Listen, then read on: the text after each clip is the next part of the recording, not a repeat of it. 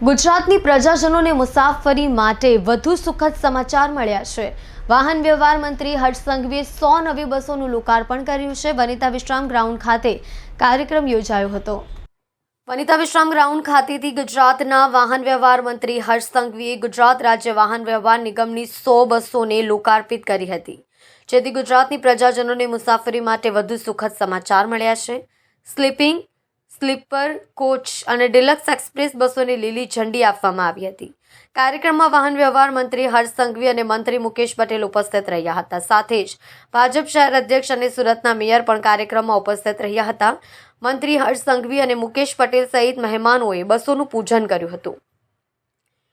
રાજ્ય વાહન વ્યવહાર મંત્રી હર્ષ સંઘવીએ જણાવ્યું હતું કે દાદાની સવારી એસટી અમારીના સૂત્ર સાથે આગળ વધી રહ્યા છીએ। મુસાફરોને ખૂબ જ સુરક્ષિત મુસાફરી મળી રહે તે માટે વાહન વ્યવહાર મંત્રાલય દ્વારા સુવિધાઓ આપવામાં આવી રહી છે। અત્યાર સુધીમાં રોજના 27 લાખ મુસાફરો એસટીનો લાભ લઈ રહ્યા છે। આગામી દિશામાં વધુ બસ મુસાફરો માટે મૂકવામાં આવશે। એસટી વિભાગ દ્વારા આગામી દિવસોમાં 30 લાખ જેટલા મુસાફરો યોગ્ય રીતે મુસાફરી કરી શકે તે માટેની વ્યવસ્થા ગોઠવવામાં આવશે।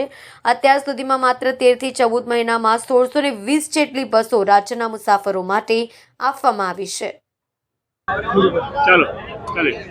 આજ રોજ સુરત ખાતેથી 100 નવીન બસોનું માનનીય વાહન વ્યવહાર મંત્રી શ્રી હર્ષ સંઘવી સાહેબ દ્વારા ફ્લેગ ઓફ કરવામાં આવેલ છે।